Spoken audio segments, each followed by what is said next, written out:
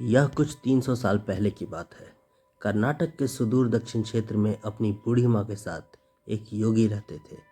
उनकी माँ काशी जाना चाहती थी ताकि वह विश्वनाथ जाकर शिव की गोद में प्राण त्याग कर सके। इसके अलावा उसने अपने जीवन में अपने बेटे से कभी कुछ नहीं मांगा था।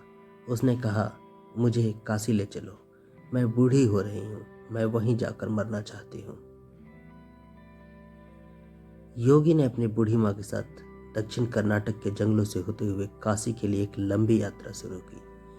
वृद्ध होने के कारण उनकी माँ का स्वास्थ्य बिगड़ गया, तो उन्होंने माँ को कंधे पर उठा लिया और जाहिर तौर पर कुछ समय पश्चात वह अपने आप को कमज़ोर महसूस करने लगा। उसके पास शिव से याचना करने के बजाय और कोई चारा नहीं बचा। उसने याचना की, हे शिव, मुझे मेरे इस प्रयास में विफल मत होने देना। बस यही एक चीज़ है जो मेरी माँ ने मुझसे मांगा है। कृपया मुझे इसे पूरा करने दे। मैं इन्हें काशी ले जाना चाहता हूँ।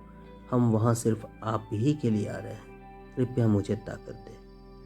तब जैसे ही उन्होंने चलना शुरू किया तो पीछे से एक घंटी की आवाज़ सुनाई दी, जैसे कोई बैलगाड़ी आ रही हो।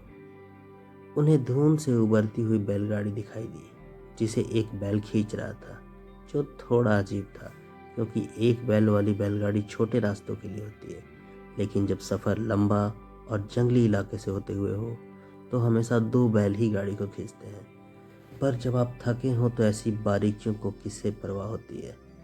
गाड़ी नज़दीक आई पर वे चालक को नहीं देख पाए क्योंकि चालक लबादे में था और बाहर धुंध भी थी। मेरी माँ बीमार है, क्या आप कि इस खाली गाड़ी में हम यात्रा कर सकते हैं? उन्होंने कहा। अंदर बैठे व्यक्ति ने सिर हिला के हाँ कहा। वे दोनों गाड़ी में बैठ गए और बैलगाड़ी आगे चलने लगी। कुछ समय के बाद योगी का ध्यान इस ओर गया कि जंगली रास्ता होने के बावजूद भी बैलगाड़ी बहुत आसानी से आगे बढ़ रही थी। तब उन्होंने नीचे देखा और पाया कि पहिए घूम नहीं रहे हैं, वे रुके हुए थे, पर गाड़ी आगे बढ़ रही थी। तब उन्होंने बैल की तरफ देखा और पाया कि बैल बैठा हुआ था, पर बैलगाड़ी तो चल रही थी। तब उन्होंने चालक की ओर देखा और वो पाया कि वहाँ सिर्फ एक लबादा ही था। उसने अपनी माँ की ओर देखा और कहा। माँ ने कहा, अरे पागल, हम पहुँच गए, अब कहीं और जाने की ज़रूरत नहीं, यही वो जगह है जहाँ मुझे जाना था, अब मुझे जाने दो। इतना कह के माँ ने शरीर छोड़ दिया। बैल, बैलगाड़ी और चालक सब विलीन हो गए। योगी अपने गांव लौट आया। लोगों ने सोचा, ये इतनी जल्दी लौट आया है, ये अवश्य ही अपनी माँ को कहीं छोड़ के आया है, या उसे काशी नहीं ले गया। उन्होंने उससे पूछा, तुम अपनी माँ को कहाँ छोड़ आए? उसने उत्तर दिया, हमें वहाँ जाना ही नहीं पड़ा, शिव खुद आए थे हमारे लिए। क्या बकवास है, उन्होंने कहा। योगी ने उत्तर दिया, मुझे फ़र्क नहीं पड़ता कि आप क्या सोचते हैं, वे आए थे और हमारे लिए, और यही सच है, मेरा जीवन ज्योतिर्मय हो गया है। यह मैं अपने अंतर में जानता हूँ। अगर आप नहीं मानते तो यह आप जाने।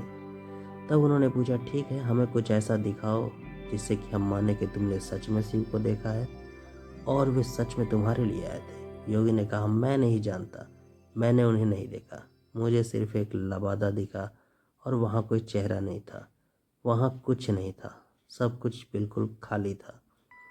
अचानक सबने देखा कि वह खुद वहाँ नहीं था, सिर्फ उसके कपड़े ही वहाँ दिखाई पड़ रहे थे। वे दक्षिण भारत के महान संत बने। जहाँ भी वह जाते लोग उन्हें बिना चेहरे वाले योगी के रूप में जानते थे। तो उम्मीद है आपको ये शंकर भगवान की शिव जी की सच्ची कहानी ज़रूर पसंद आई होगी। यदि आपको ये कहानी अच्छी लगी तो वीडियो को लाइक करें, चैनल को सब्सक्राइब करें और ज़्यादा से ज़्यादा लोगों